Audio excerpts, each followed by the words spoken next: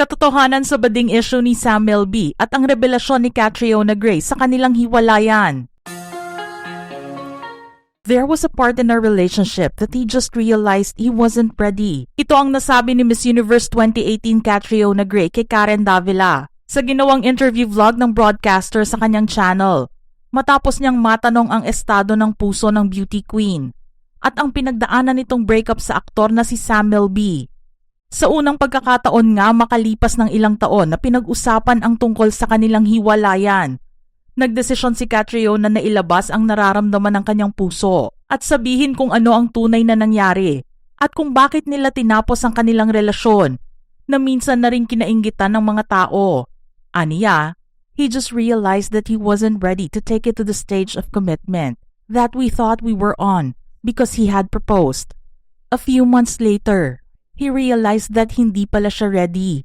That was very hurtful for me. And I was really blindsided at the time. And I really tried to make it work. So I was willing to adjust. Cause siguro when you love someone, you are willing to understand them. Pero it got to a point na, at that age and what we've been through, kung hindi ka pa rin sure, I think that's an answer already. Marami nga ang nalungkot sa parte ng sagot na ito ni Kat. Dahil buong pag-aakala ng mga netizens ay siya ang bumitaw sa kanilang relasyon. Ngunit nang marinig na ang side ni Kat sa isyong ito, naliwanagan ang mga nakaabang sa love story nila at ngayon nga ay nalaman na si Sam mismo ang gumawa ng paraan para humantong sa breakup ang relasyon nila dahil hindi pa pala ito handa na pumasok sa mas seryosong pagsasama. Wala rin sa plano at isip ni Sam ang bumuo ng sariling pamilya na siyang napagtanto ni Kat matapos na mag-propose ang aktor ng kasal sa kanya. Hindi nga nagustuhan ni Kat ang mga sumunod na pangyayari sa kanyang relasyon dahil inihanda niya ang sarili na makasama ng matagal ang taong minamahal. Dagdag ni Kat, I want to have a family. I want to get married. I'd love to be a mom one day. I really want a partner who values me and sees that future with me too. Ayaw kong mag-wait around for someone to figure it out. Ang video na ito sa YouTube channel ni Karen Davila ay pinag-usapan din dahil Huwebes ng gabi, February 12, nag-premiere ang interview na ito. Subalit makalipas ang ilang oras, bigla na lamang itong nawala. Napansin ng mga netizens na ipapalabas muli ang nasabing interview na nagkaroon naman ng premiere date na February 13, 10 a.m. Napaisip tuloy ang mga ito kung ano ang nawala o napalitan sa nasabing interview. Pero sa pagpanood naman muli ng mga nakakita noong isang gabi, sinabi na yun pa rin naman daw ang naipalabas na video at tila wala namang pinutol sa pag-uusap ni na Karen at Catriona. Iniisip kasi ng mga netizens na inalmahan ni Sam ang mga sinabi ni Kat kaya nagkaroon ng panibagong edit sa video na yon.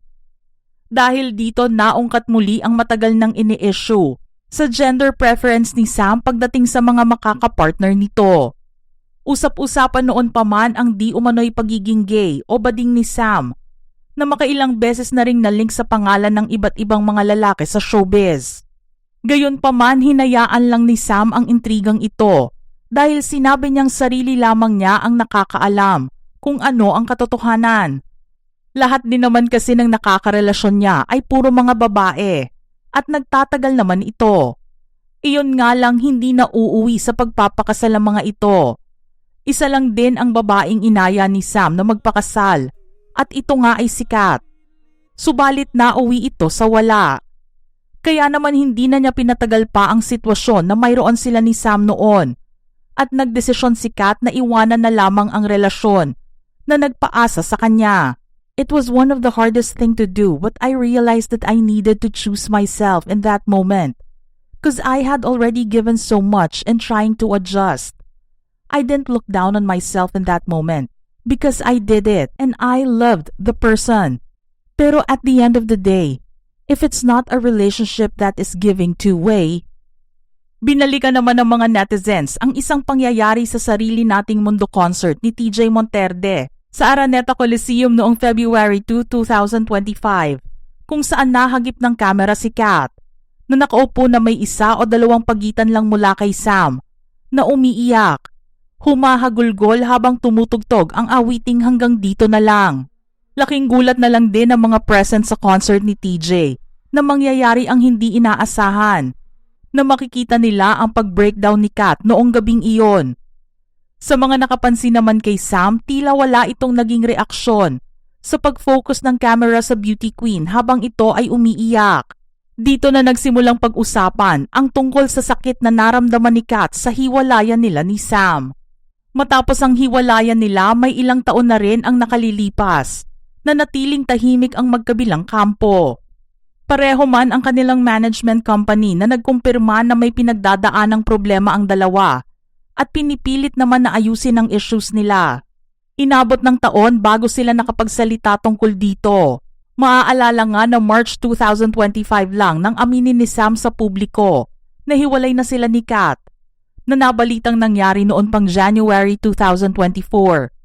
Sa interview ng aktor kasama si Boy Abunda, emosyonal nitong ibinahagi ang sakit na naramdaman niya sa hiwalayan nila. Pero hindi naman ito nagsabi ng dahilan kung bakit umabot sa hiwalayan ang pagsasama nila. Ani lang ni Sam, "It's something I didn't want to talk about. It's so sad because with social media, people just want to connect and believe so many things na walang katotohanan." Dagdag pa niya, "It's been rough. No breakup is easy. We were engaged. And to not have that pushed through, it's been really rough. If people think that it's been easy for me, it hasn't."